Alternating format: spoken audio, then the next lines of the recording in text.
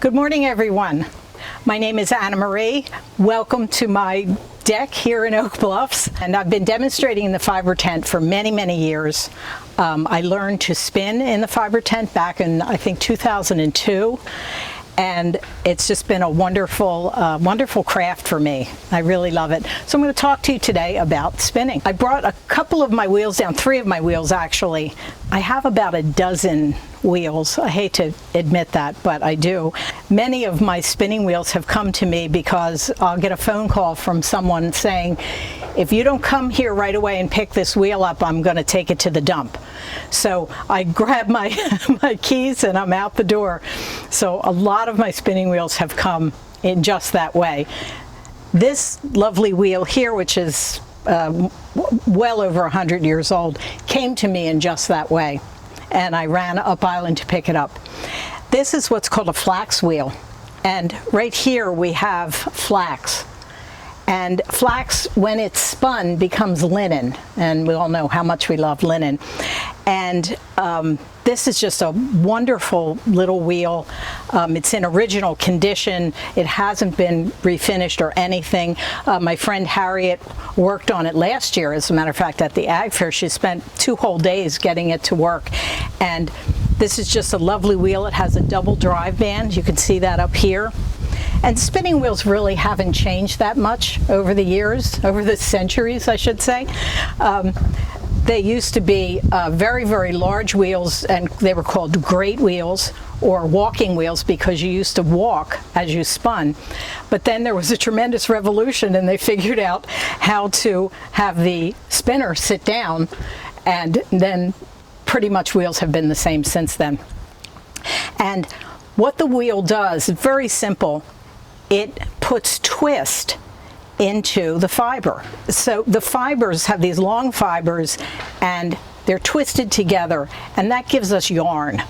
So from the yarn we can knit with it, we crochet with it, we can put it on our looms.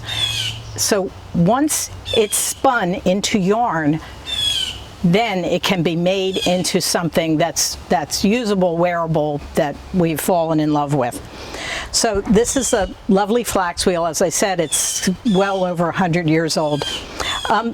This wheel is from the 1970s, and you can see it pretty much has the same look as this very, very old wheel. And what I was saying is that they really haven't changed that much. And this is an Ashford wheel. It's called an Ashford Traditional. Ashford is a company out of New Zealand. They make marvelous, marvelous products. This Ashford has a single drive band.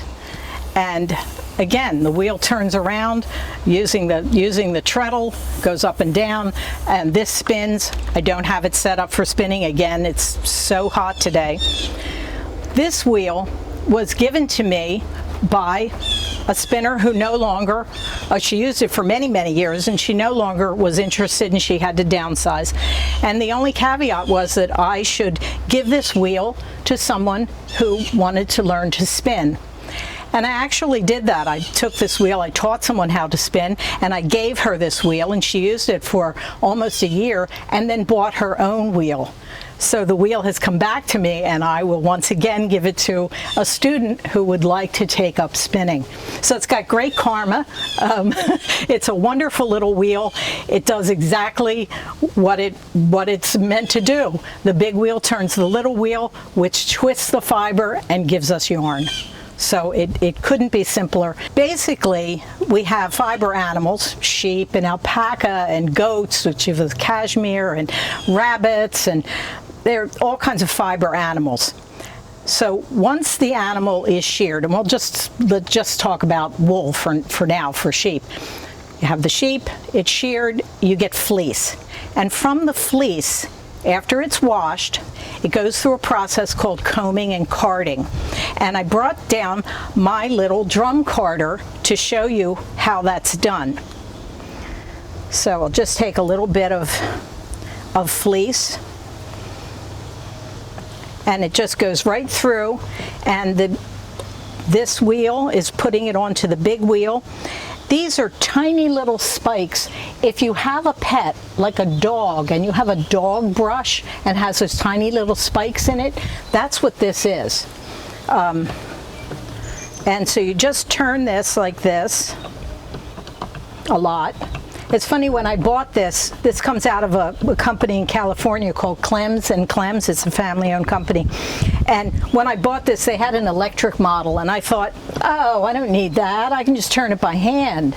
Well, after you've done this for hours at a time, you wish you had bought the electric one. So once you do that, you can take this off of here in one whole section, and that's called a bat, B-A-T-T. But I'm going to take it off using something called a Diz, D-I-Z. I have no idea where that came from. This is actually made by a man in Canada, a very fine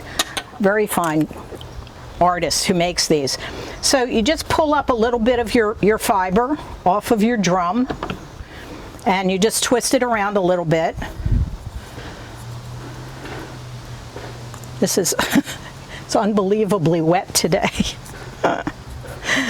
and you simply remove it like this, very carefully, slowly. And what you're getting here is roving. And this is just coming right off here, and you can continue all the way across the drum until you have a really long strip. I'm not going to do that today, but I have done more, and you can see how really beautiful it is, and it's just a beautiful fiber. As I said, this is wool. Now we're going to sit down here at this wheel. This wheel is a Louette. It's an S10 model. The beauty of this wheel, now I've had this wheel for almost 25 years. I bought it used. I use it to demonstrate when I go to fairs and festivals. I always bring this wheel because I can sit anybody down at this wheel and get them spinning in no time at all. It's a wonderful little wheel. I highly recommend it if you're new to this. Plus, it's the kind of wheel that can take you anywhere you want to go with your spinning. So the other great thing about the Louette is it doesn't care that it's really humid out today. It's just going to spin. So I'm all set up here.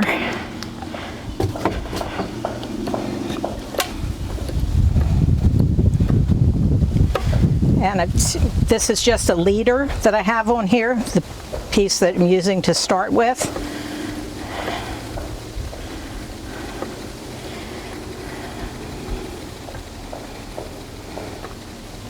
And now we're getting into the fiber that I just took off the drum carder. And once again, I'm spinning yarn from a sheep, so we call this wool. If it comes from an alpaca, it's called alpaca. It's not called alpaca wool. I don't think that God made an alpaca sheep yet. I'm sure if he does, they'll be at Island Alpaca first. So we've spun, and really, I could sit here and do this all day. I won't because it's probably boring for you. But I'm going to take out some that I just did to where the leader began, and I'm going to hold those two together.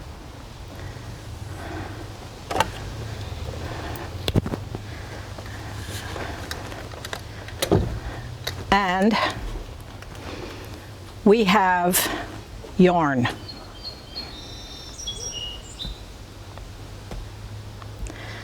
So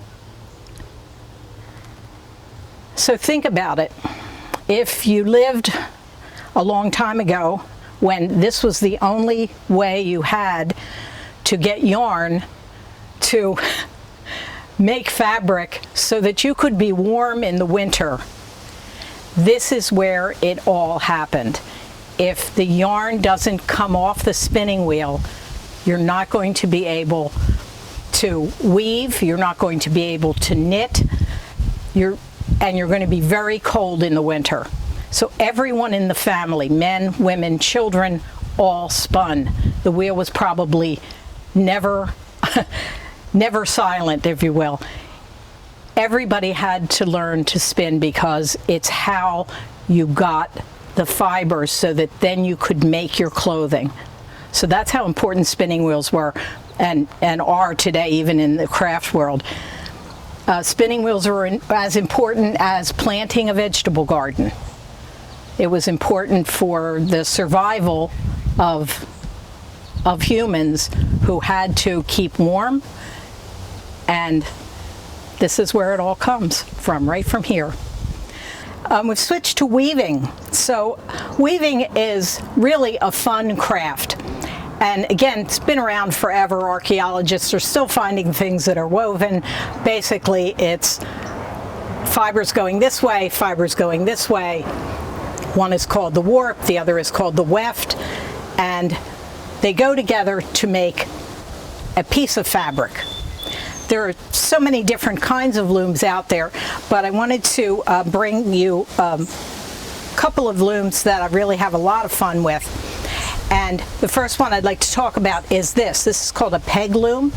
And those of you that have been to the fair and have stopped at my booth, I'm sure you've worked on this loom. In fact, I'm going to show you this beautiful rag rug that I still am finishing. But this rag rug was made at the Ag Fair 2 years ago. I didn't do any of the weaving. This was all done by people that stopped at my booth. So, and was done on this peg loom. They're great fun if you want to get into weaving, and especially if you want to use recycled or upcycled fibers. This is the way to go. So right now I have some recycled or upcycled flannel on here, and this is so simple. It's just around the back, in the front, around the back, in the front. It couldn't get easier than this, okay? This, if you had children age, I don't know, even 4 years old could do this, up to adults. You can decide how you want this to look after it comes off of the loom, but it's so very simple. I like this peg loom. The full length of it would be this if you wanted to do the full length or width of the rug, not length, width. But also this peg loom is a little bit different because it has smaller pegs in the back. And these pegs, and again, the width could be almost 30 inches. You could make something as delicate as a little scarf out of this by using the smaller pegs. And that's what I'm doing on this side. But the weaving is exactly the same as the weaving on the other side. Around in the front, around, front and back, couldn't be easier, and you get some lovely things. You're able to recycle things that you might have in your house. If you had a favorite set of sheets but they're just too old anymore, you can rip them up, make yourself a nice rag rug. These are also great for chair pads. This is a wonderful loom to have. Again, it's called a peg loom. You can find them on Etsy. You can even make them yourself if you'd like to. If you have any questions about this, contact the Ag Society. They know how to get a hold of me. I live in Oak Bluffs. Happy to help you if you think this is something you'd like to do. Again, great for small hands. I'm going to just put this down here. The next loom that I have is this. This is a cricket loom. That's the name that the manufacturer has given it. This is called a rigid heddle loom. It just has this one heddle. I don't want to use too many technical terms, but basically the heddle, if you can kind of see my hand going through here, it opens up the fibers. So the fibers were together, and then I pick the heddle up and I lifted up half of the fibers, okay? And then I'm going to put the shuttle through and then put the heddle down, and those fibers where they were up are now down, and I put the shuttle through again. So rather than going over, under like we did with the peg loom, the heddle does that for you. It lifts up the fibers or it puts the fibers down. It's maybe a little bit more advanced than the peg loom, well, certainly more advanced than the peg loom, but these are great looms for people such as myself who have a lot of yarn laying around. These make wonderful projects. You can use up the yarn that you don't have enough to do a whole project with, but you might want to make a scarf or something. That's what's on here right now. This I warped. These are all the warp threads. I warped this with sock yarn that I've already made socks out of, and this is the leftovers. So that's going to be a wonderful scarf when I believe it'll be a wonderful scarf when I'm done. And let me just go over here. Let me see where, here they are. I want to show you some things that came off the rigid heddle loom, but that I did not weave at all. These are just some cotton dishcloths, and these were made at the fair 2 years ago on the rigid heddle loom. And again, I didn't make them. People sat down, I said, sure, you want to weave? Here, sit here. And I got about 6 of these from thank you, whoever was doing that for me, appreciate it.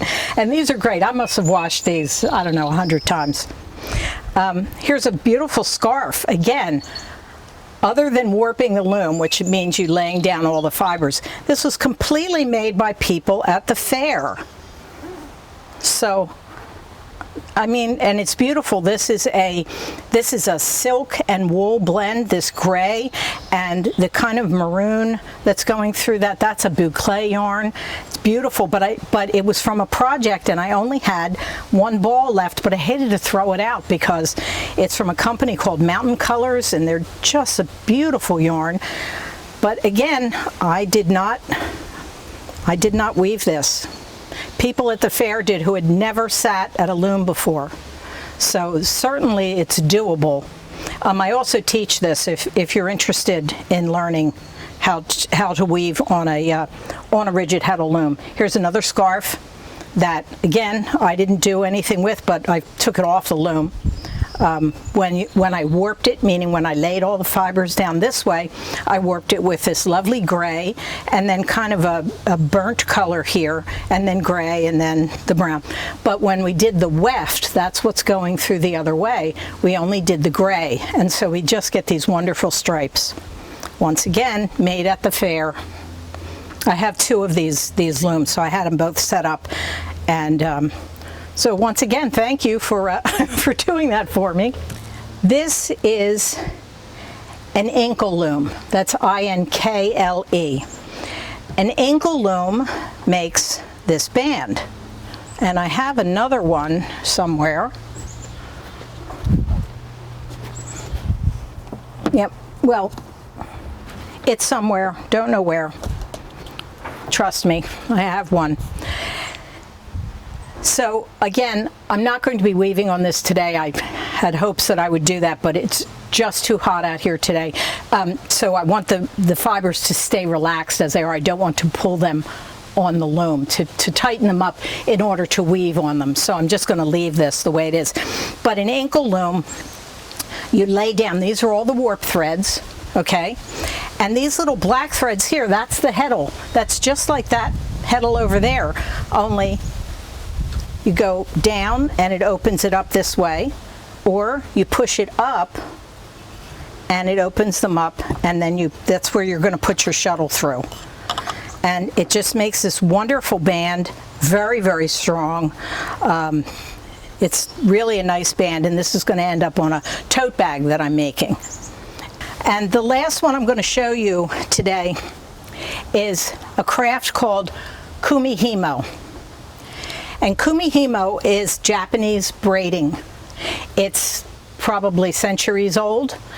I would encourage you to check out the videos, the Kumihimo videos with the masters of this craft, because it's like watching ballet and weaving at the same time. I will demonstrate on my loom. Let me just show you some of the things that you can make. So I have some examples here of some Kumihimo braiding that I've done, and this one is a square braid, and I'm not sure you can tell from where you are, but that's a square braid, and it's different on each side, so two sides are the same and the other two sides are the same. And this is a beautiful braid. This is done with embroidery floss. For those of you that have a lot of that laying around, that's a good thing to use. This is a flat braid, and it's just made out of cotton.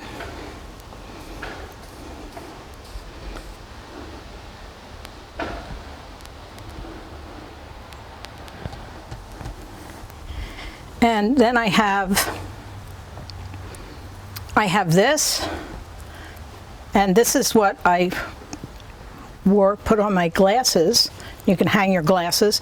I worked at the Oak Bluffs Library, and I thought that would be a great place because I was always looking for my glasses. So I made this, and this is a round braid.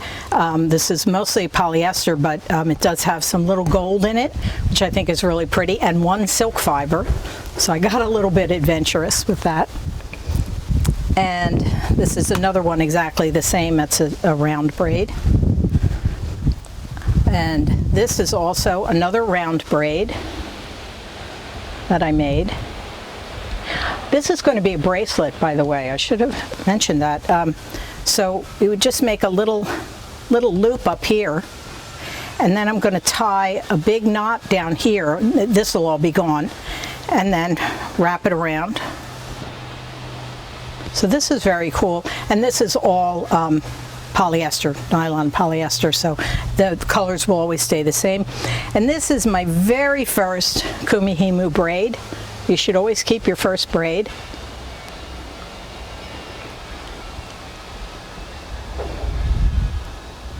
Very proud of that.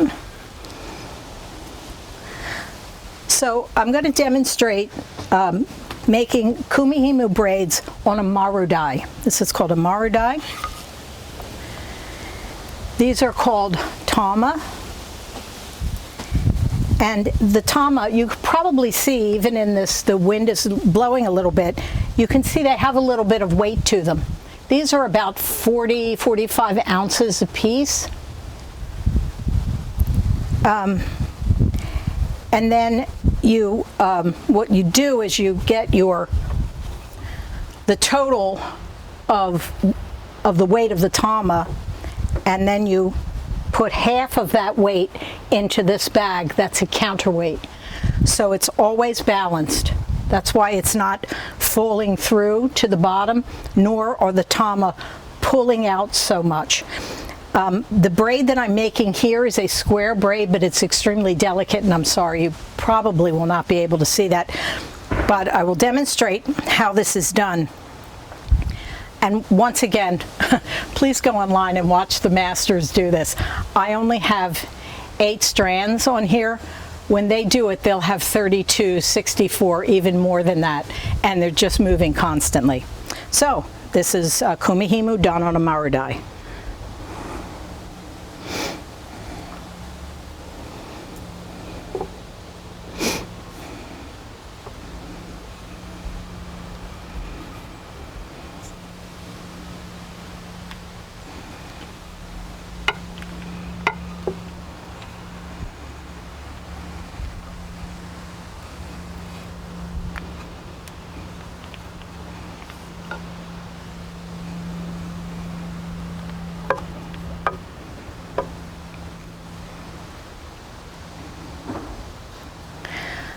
So, as you can see, well, hopefully you can see why I feel that the Kumihimo is as much about the journey as it is the destination.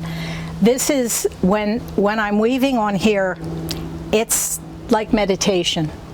It's very, very relaxing. It's a wonderful craft. I would recommend it if you're interested in something that's got a lot of zen to it. This is a great craft to use. This is a brake, by the way, that prevents it from pulling too much while it's just sitting. So that's some weaving. Thank you very much for joining me today. I'm very happy to have you here on my deck. I want to thank Christy Rose at the Ag Hall for putting this whole virtual fair together. She's done an amazing job, and I'm happy to be part of it. I'd like to thank Paige on the other side of the camera there, and MVTV for coming over here and filming this for me on this incredibly hot day. So, thank you everyone for joining me. I'll see you at the fair.